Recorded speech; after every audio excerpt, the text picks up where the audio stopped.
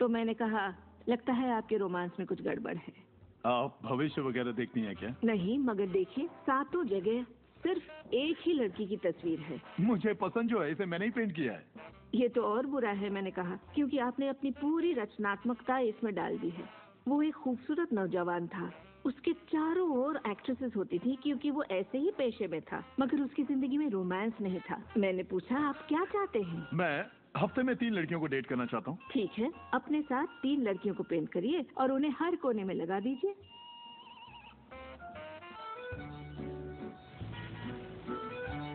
छह महीनों बाद मैं उससे यूरोप में मिली और मैंने पूछा, कैसा चल रहा है आपका रोमांस? ग्रेट। वो सभी मेरे साथ डेट पर जाना चाहती हैं। क्योंकि यही आपकी ख्वाहिश है। मैं हफ्ते में 3 डेट्स पर जाता हूँ। वो सभी मेरे लिए झगड़ती हैं। और क्या चाहिए? अब मैं लाइफ में सेटल होना चाहता हूँ।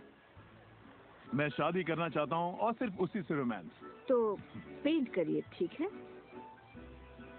और उसने एक खूबसूरत रोमानी रिश्ते की तस्वीर बनाई और 1 साल बाद उसने शादी कर ली। आज वो बेहद खुश है। पर पहले आखिर ऐसा क्यों नहीं हो पाया?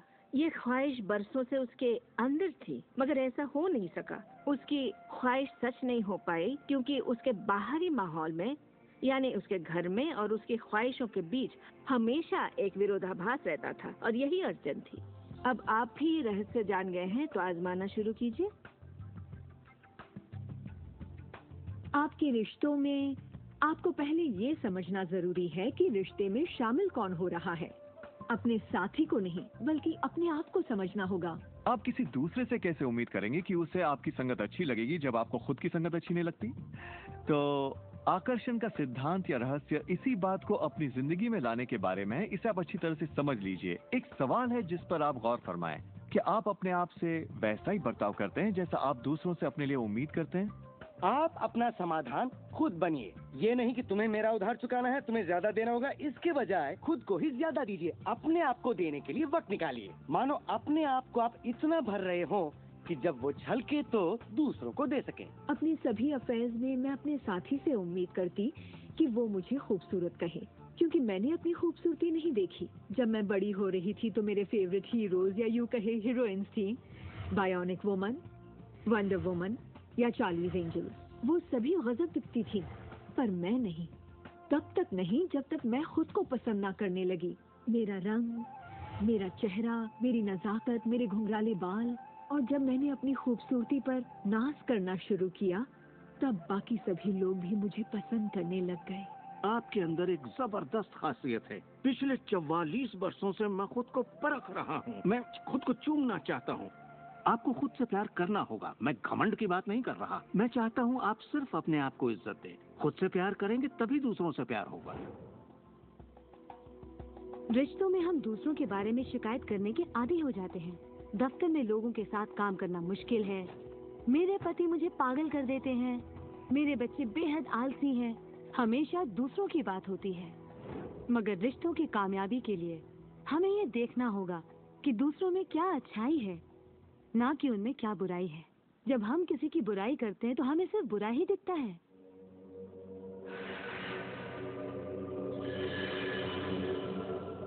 आपके रिश्तों में भले ही कितनी भी कड़वाहट हो, आपस में न बनती हो, रोज रोज झगड़े होते हो, तुम क्या समझते हो अपने आप को? जो करना है कर लो, जाओ। उन रिश्तों को भी आप ठीक कर सकते हैं। बस एक कागज लीजिए और अगले 30 दिनों तक रोज उस शख्स के बारे में वो सारी बातें लिखिए जो आपको अच्छी लगती हैं। उन कारणों के बारे में सोचिए कि आप उससे क्यों प्यार करते हैं। आपको उसका मजाक करना पसंद है, उसका मदद करना पसंद है, और आप पाएंगे कि आपको उसकी खूबियां बेहद पसंद हैं और आप उसकी तारीफ करेंगे, तो बदले में आपको भी वही मिलेगा और प्रॉब्लम हवा हो जाएंगी। हम दूसरे लोगों को काबू में नहीं कर सकते, चाहे जितनी भी कोशिश कर लें। मान लीजिए आपके घर कोई आता है जिसका मूड बिगड़ा हुआ है और आपका मूड बहुत अच्छा है, तो आप खुद को कहीं और पाएंगे, अपनी ही खुशनुमा दुनिया में। आकर्षण के सिद्धांत के जरिए अपनी खुशी हम खुद पा लेते हैं। कई बार आप खुद को खुश रखने का मौका किसी और को दे देते हैं, पर वो आपको खुश नहीं कर पाते जो आप चाहते हैं। क्यों? क्योंकि अपनी खुशियों के जिम्मेदार सिर्फ आप हैं। अपने आप को खुश रखना आपका काम है। आपके माता पिता, बेटा, पति, वो चाहे जो भी हो, आपकी खुशियों की चाबी किसी और के पास नहीं हो सकती। आपकी खुशियों की चाबी सिर्फ आपके पास है।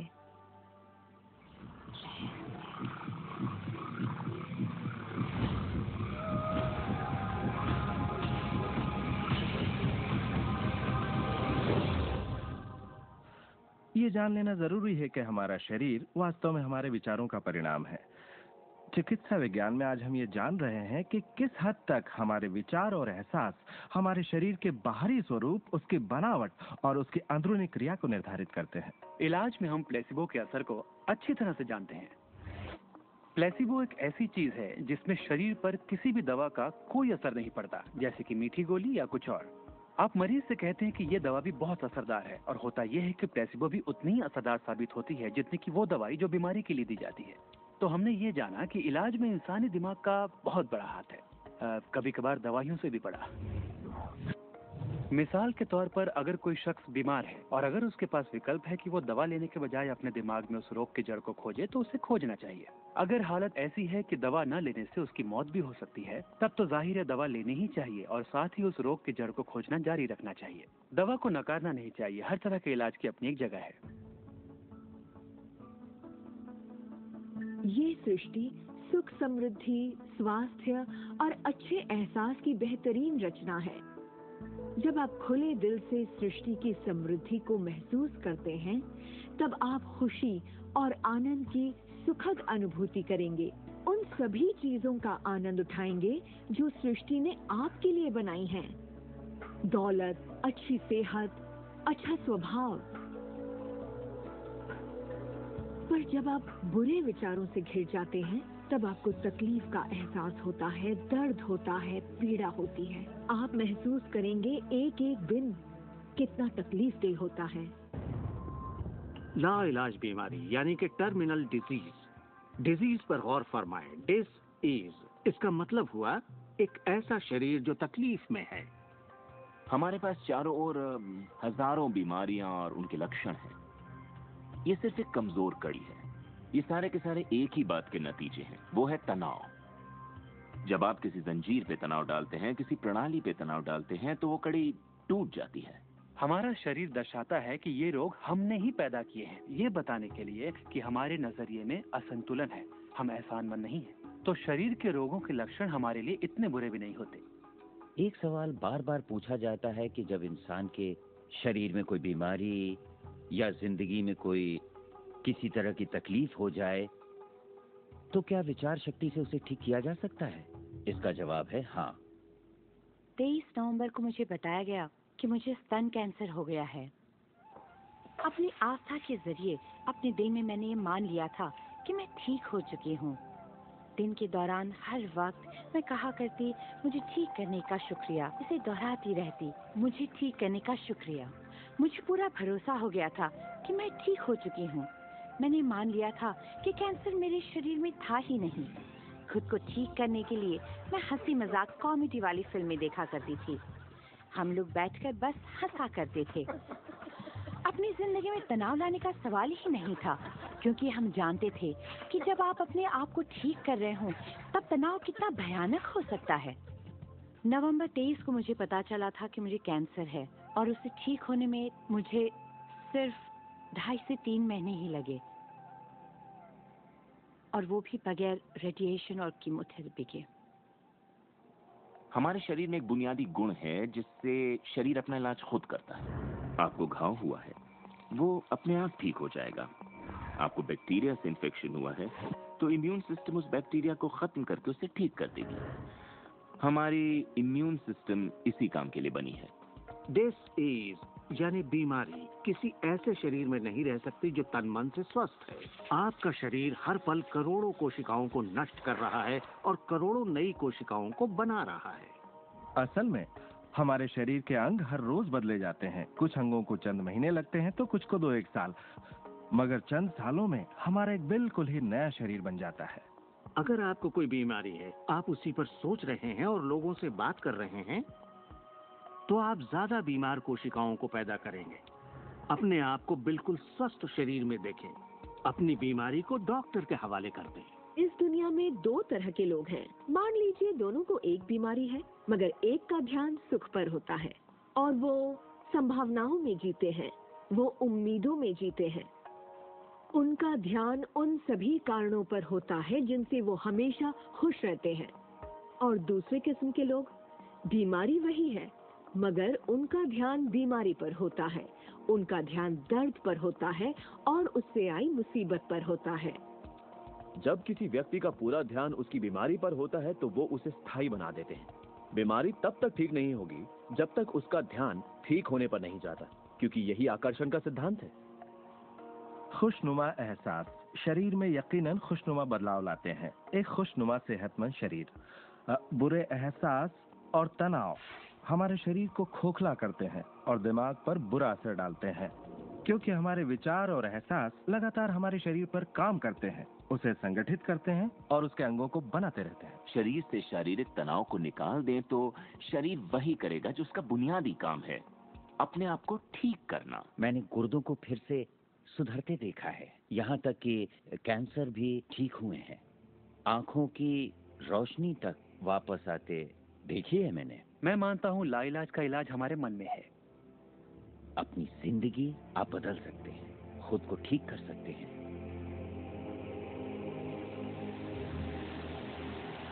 well, 10 मार्च 1981 का दिन मैं कभी नहीं भूल सकता।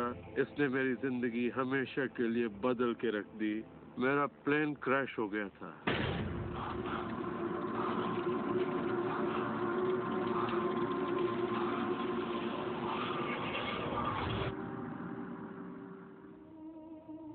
मुझे लकवे की हालत में अस्पताल लाया गया। मेरी रीढ़ की हड्डी कुचल गई थी। मेरे पहले और दूसरे सर्वाइकल वर्टिब्रे टूट चुके थे। मेरी निगलने की शक्ति नष्ट हो गई थी। मैं न खा सकता था न पी सकता था। मेरे फेफड़े नष्ट हो गए थे तो मैं सांस नहीं ले पाता था। मैं सिर्फ पलकें झपका सकता था। डॉक्टरों ने कह दिया था कि मैं जिंदगी भर बेजान सा रहूंगा, बस पलकें ही झपका सकूंगा। ये उनकी सोच थी, इससे मुझे कोई फर्क नहीं पड़ा। असल बात थी कि मैं क्या सोचता था। मैं अपने आप को एक नॉर्मल इंसान की तरह देखने लगा जो उस अस्पताल से चलकर निकलेगा। मुझे सिर्फ अपने दिमाग से काम करना था, और अगर दिमाग आपका साथ दे तो आप चीजों को फिर से समेट सकते हैं। उन्होंने कहा मेरे फेफड़े बेकार हो चुके हैं और मैं फिर कभी खुद सांस नहीं ले पाऊंगा, लेकिन अंदर से एक आवाज मुझसे कहती रही, गहरी सांस लो, गहरी सांस लो।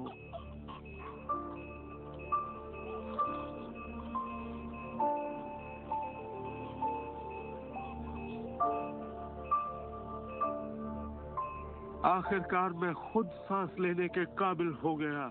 वो समझ नहीं पाए कि ये कैसे हुआ। मैंने अपने दिमाग में किसी ऐसी बात को नहीं आने दिया जो मेरे लक्ष्य और मेरे संकल्प को मुझसे अलग करती।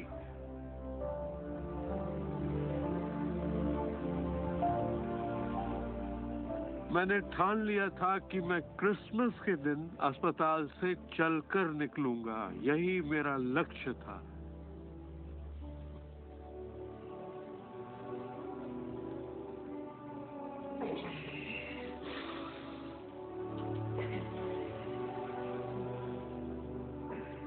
आठ महीने बाद मैं खुद अपने 2 पैरों पर चलकर अस्पताल से बाहर निकला। उन्होंने कहा था ये नामुमकिन है। वो दिन मैं कभी नहीं भूलूंगा। वो लोग जो इस वक्त इस प्रोग्राम को देख रहे हैं और जो किसी तकलीफ में हैं, अगर मुझे उनको अपनी जिंदगी का सार बताना हो और अगर मुझे उनकी जिंदगी का सार बताना हो तो मैं 7 शब्दों में कहूंगा, इंसान वही बनता है जो वो सोचता है।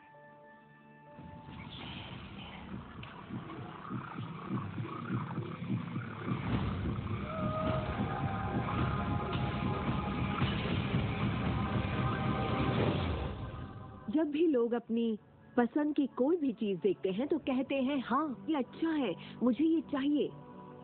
लेकिन जब वो उन चीजों को देखते हैं जो वो नहीं चाहते तब भी वो उसे उतनी ही ऊर्जा देते हैं, ये सोचते हुए कि वो उसे दबा देंगे, उसे खत्म कर देंगे, मिटा देंगे। हमारे समाज में हम लड़कर संतुष्ट हो जाते हैं, चाहे वो लड़ाई कैंसर के खिलाफ हो, गरीबी के खिलाफ हो, ड्रग्स के खिलाफ हो, आतंक के खिलाफ या फिर हिंसा के खिलाफ हो। हम हर उस चीज से लड़ते हैं जिसे हम नहीं चाहते।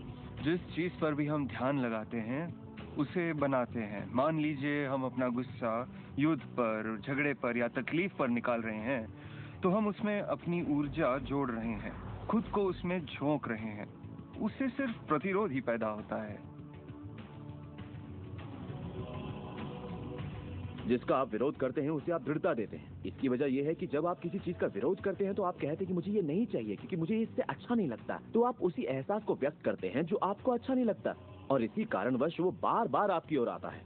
जंग की खिलाफत से जंग और बढ़ेगा, ड्रग्स की खिलाफत से और भी ज्यादा ड्रग्स बनेंगे, क्योंकि हमारा फोकस उस पर है जिसे हम नहीं चाहते। ये कहाँ की अक्लमंदी है कि हम समस्याओं में अपनी पूरी ऊर्जा झोंक दें, बजाय इसके कि हमारा ध्यान विश्वास, प्यार, सुख, समृद्धि, शिक्षा और शांति पर हो। मदर टेरेसा ने कहा था, मैं कभी युद्ध विरोधी रैली में नहीं जाऊंगी, अगर शांति की रैली हो तो मुझे बुलाइए। उन्होंने रहस्य को जाना और देखिए दुनिया को क्या देकर गई।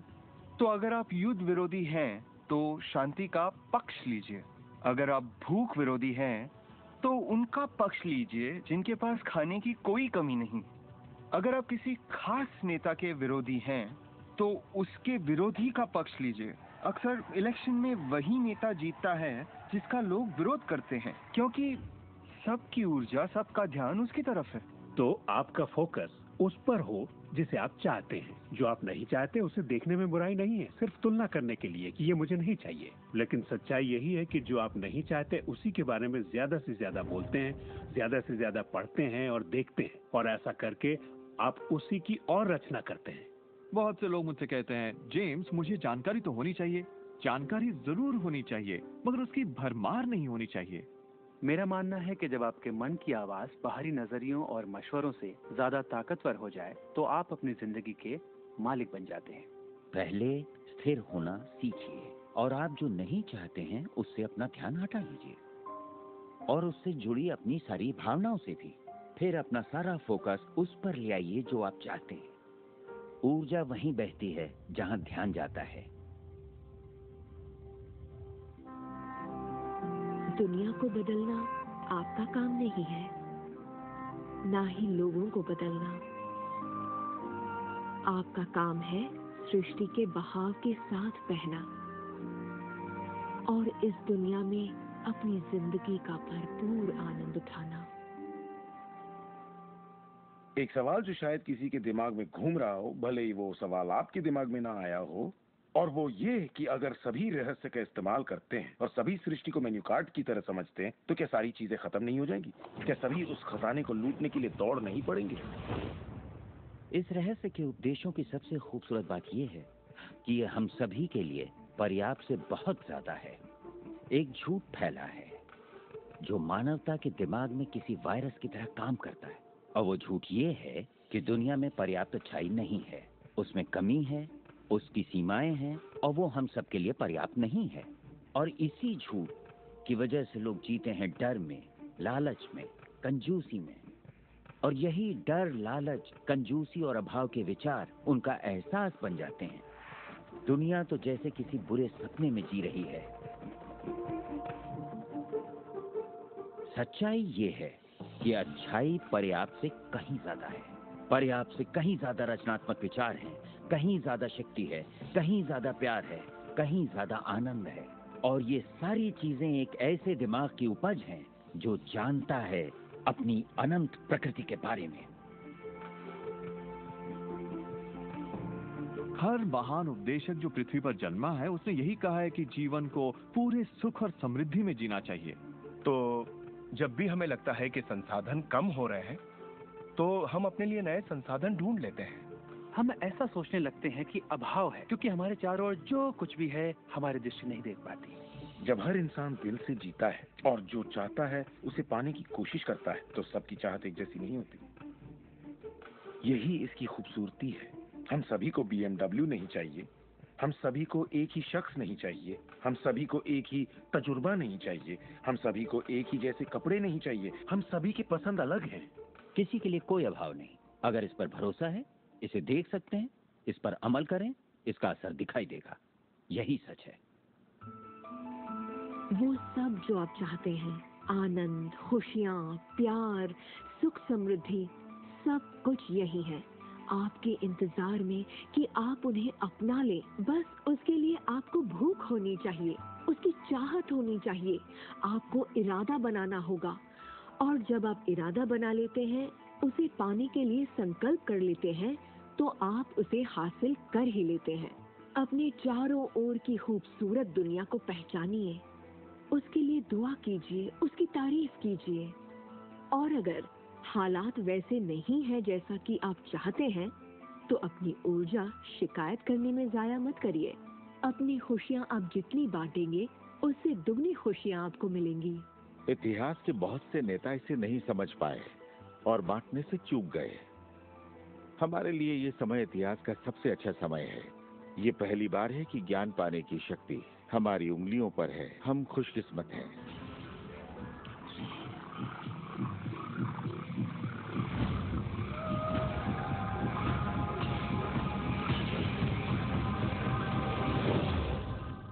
अपने चारों ओर देखें, अपने शरीर को ही ले लें। जो दिखता है वो तो सिर्फ सुई की नोक है। अच्छा, एक काम कीजिए, जरा अपने हाथ पर नजर डालिए। आपका हाथ ठोस दिखता तो है, मगर वो है नहीं। अगर आप उसे माइक्रोस्कोप के नीचे देखेंगे तो आपको स्पंदन करती ऊर्जा दिखेगी। हर चीज एक ही चीज से बनी है, चाहे वो आपका हाथ हो, चाहे वो सागर हो या कोई तारा हो। यहाँ पे हर चीज सिर्फ ऊर्जा है, और इसे समझने के लिए मैं आपकी मदद करता हूँ। देखिए, पहले हमारी सृष्टि तो है ही, हमारा सौरमंडल है, सौरमंडल में हमारे ग्रह हैं, और ग्रह में हम इंसान के शरीर के अंदर हैं कई अंग, अंगों में हैं कोशिकाएं, अवयव, अणु, और आखिर में है ऊर्जा। तो किसी भी तरह से बात कर लें, लेकिन एक बात तो तय है, सृष्टि में हर चीज ऊर्जा है। आप किसी भी शहर में हो, आपके शरीर में पर्याप्त शक्ति है, जबरदस्त शक्ति, जो सारे शहर को पूरे हफ्ते तक रोशन कर सकती है। बहुत से लोग अपने आप को ये सीमित शरीर मान लेते हैं, मगर आप सीमित शरीर नहीं है। माइक्रोस्कोप के नीचे आप एक ऊर्जा का क्षेत्र हैं। ऊर्जा के बारे में हम जो जानते हैं वो यही है।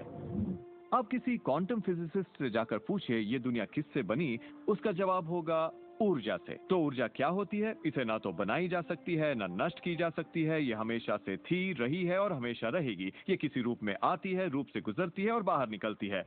बहुत अच्छे। अब किसी आध्यात्मिक व्यक्ति के पास जाकर पूछिए ये सृष्टि किसने बनाई, उसका जवाब होगा भगवान। भगवान क्या है? वो हमेशा से था, हमेशा रहेगा, ना उससे बनाया जा सकता है, ना नष्ट किया जा सकता है। वो हमेशा से था, हमेशा रहेगा, हर रूप में आता है। देखिए, आपको वर्णन एक जैसा मिलेगा, सिर्फ शब्दावली अलग होगी। तो अगर आपको लगता है आप सिर्फ हाड़ मांस के इंसान हैं, तो फिर से सोचिए, आप में एक आत्मा है, आप एक ऊर्जा क्षेत्र हैं जो एक बड़े ऊर्जा क्षेत्र में काम कर रहा है। हम सभी जुड़े हुए हैं, बस हमें दिखता नहीं। ना तो कुछ बाहर है और ना ही कुछ यहाँ है। सृष्टि में हर चीज जुड़ी हुई है, सब एक ही ऊर्जा का क्षेत्र है। ज्यादातर हमारा ध्यान शारीरिक बनावट की ओर लगा रहता है, पर ये शरीर तो आत्मा का सिर्फ एक चोला है। आत्मा अमर है और आप अनंत जीवन हैं। आप ऊर्जा का स्रोत हैं। आप इंसान के रूप में जन्मे ईश्वर हैं, जिसमें कोई कमी नहीं। जैसा कि शास्त्रों में कहा गया है, हम सभी ईश्वर की ही छवि हैं। यानी कि हम एक जरिया हैं जिससे पूरी सृष्टि अपने आप को महसूस करती है। हम कह सकते हैं कि हम अनंत क्षेत्र हैं प्रकट होने वाली संभावनाओं के। ये सारी बातें सच हैं। हर महान परंपरा ने आपको बताया है कि आपको रचनात्मक स्रोत की छवि में ही बनाया गया है। इसका मतलब है कि आपके अंदर अपनी दुनिया बनाने की ईश्वरीय शक्ति है और आप ऐसा कर सकते हैं। शायद आज तक आपने जो भी चीजें बनाई हैं वो खूबसूरत हैं और आपके योग्य हैं, या शायद आपने ना बनाई हो। जो भी हो, आप इस पर गौर करें कि आपकी जिंदगी में जो भी नतीजे आए हैं, क्या वो वही है जो आप चाहते हैं और आपके योग्य हैं?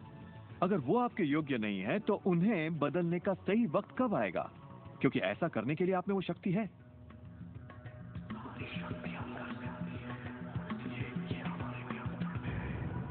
बहुत से लोगों को लगता है कि जिंदगी ने उनके साथ धोखा किया है। वे अतीत की ओर इशारा करते हैं कि किस तरह उनके माँ बाप उनसे बुरा सलूक करते थे या उनका परिवार अच्छा नहीं था। और यहाँ मैं आपसे कहना चाहूंगा कि ज्यादातर मनोवैज्ञानिक मानते हैं कि करीब 85% परिवारों में लड़ाई झगड़े होते हैं और आप कोई अलग नहीं है। मेरे माँ बाप को शराब की लत थी। मेरी माँ ने उन्हें तलाक दे दिया था जब मैं 6 साल का था। 13 से 18 साल के बीच में गली का होंडा हुआ करता था। मेरे साथ एक घातक मोटरसाइकिल एक्सीडेंट हुआ। एक बार जब मैं डैलस में था तो बेघर था, और ह्यूस्टन में मैं 15 सालों तक गरीबी में रहा। जब मैं छोटा था तो कुछ भी नहीं सीख पाता था। मुझे ना सीख पाने की बीमारी थी। मुझसे कहा गया कि मैं पढ़ लिख नहीं पाऊंगा, बात नहीं कर पाऊंगा, पिछड़ जाऊंगा, जिंदगी में कुछ नहीं कर पाऊंगा। मेरा मतलब हर किसी की कहानी करीब एक जैसी है। अब आप कहेंगे तो क्या हुआ, पर असली सवाल ये है कि अब आप क्या करेंगे, आपका चुनाव क्या होगा। या तो आप उसी अतीत में उलझे रहें या अपनी चाहत पर फोकस करें। और जब आप वही सोचते हैं जिसकी चाह हो तो अनचाही चीज का वजूद खत्म हो जाता है। चाहत जब बढ़ती है तो अनचाहा गुम हो जाता है। आप ही अपने जीवन के शिल्पकार हैं, आप ही लेखक हैं। अपनी कहानी खुद लिखिए। कलम आपके हाथ में है और इसका नतीजा वही होगा जो आप चाहेंगे। आकर्षण के सिद्धांत की खूबसूरती ये है कि आप जहां हैं वहीं से इसे शुरू कर सकते हैं। शुरुआत कर सकते हैं सोचने से। दिल से सोचेंगे तो आप अपने अंदर एक संगीत, एक खुशी का जज्बा पैदा होता हुआ पाएंगे और सिद्धांत उसमें सुर मिलाना शुरू कर देगा। तो अब आपके विश्वास में बदलाव आया है, जैसे सृष्टि में पर्याप्त से ज्यादा है, या विश्वास होगा कि मेरे लिए सब बिल्कुल ठीक है, या आपका विश्वास होगा कि मैं बूढ़ा नहीं हो रहा, जवान